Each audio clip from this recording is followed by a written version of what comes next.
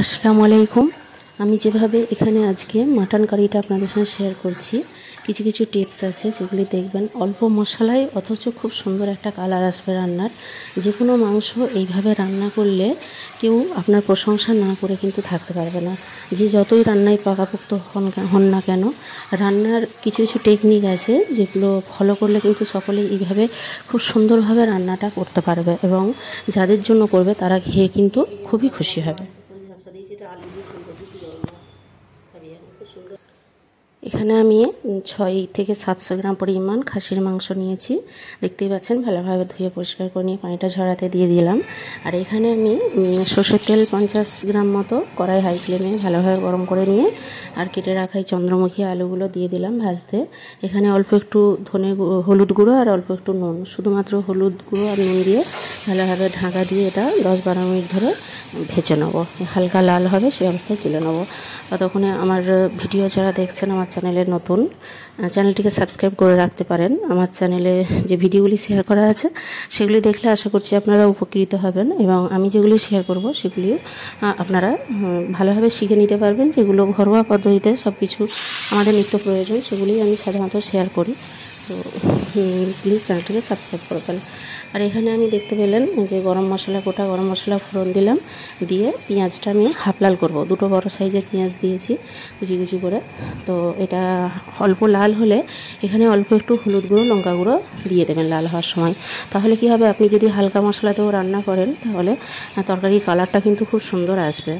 আর এখানে এই টিপসটা আমার মায়ের কাছ থেকে শিখেছি। অনেকে কী করে, পেঁয়াজ লাল করার সময় আদা রসুন বাটাটা দিয়ে দেয়, কিন্তু খাসির মাংসের ক্ষেত্রে যেটা করতে হয়, এই পেঁয়াজের সঙ্গে খাসির মাংসটাকে ভাজবো।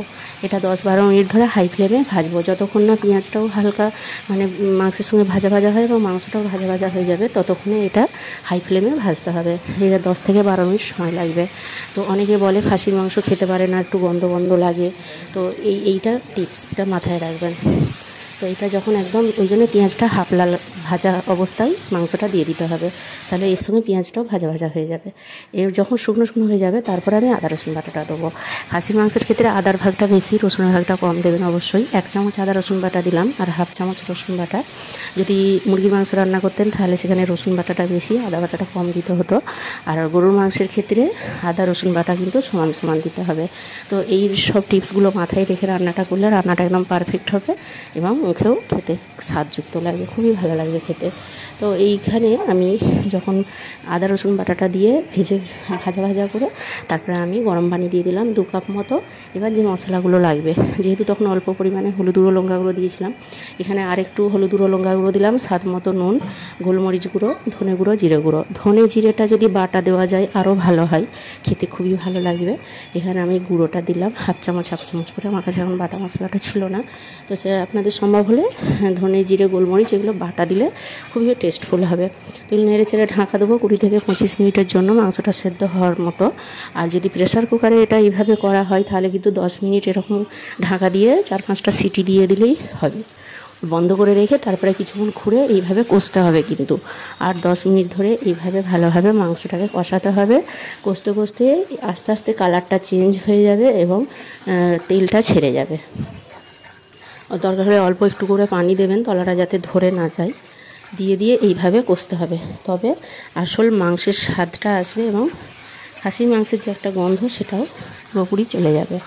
তো তারপরে যখন পুরো কষানো হয়ে যাবে, একেবারে ভেজে রাখা আলুগুলো দিয়ে দিলাম। ভেজে রাখা আলুগুলো দিয়ে 1-1.5 মিনিট নেড়ে চেড়ে আমি আবার গরম পানি এখানে দেবো। 3-4 কাপ মতো গরম পানি দিয়ে দিলাম। একটু ঝোল হবে রান্নাটা, দিয়ে ঢাকা দিয়ে প্রথমে হাই ফ্লেমে 5 মিনিট ফুটিয়ে নেবো, নিয়ে 7-8 মিনিট ঢাকা দিয়ে ফোটাবো।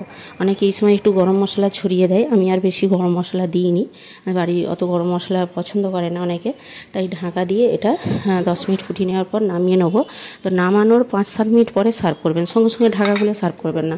10 মিনিট ঢাকা দিয়ে রেখে দিন, এমনি দেখবেন কালারটা চেঞ্জ হয়ে গেছে এবং খুব সুন্দর একটা কালার চলে আসছে। তেলটাও সাইড হয়ে ভেসে উঠবে, খেতে এবং দেখতে দুটোই খুবই ভালো লাগবে। আশা করছি আপনারা বুঝতে পেরেছেন। প্লিজ চ্যানেলটিকে সাবস্ক্রাইব করবেন। আপনারা সকলে খুব ভালো থাকবেন। এইভাবে বাড়িতে বানানোর চেষ্টা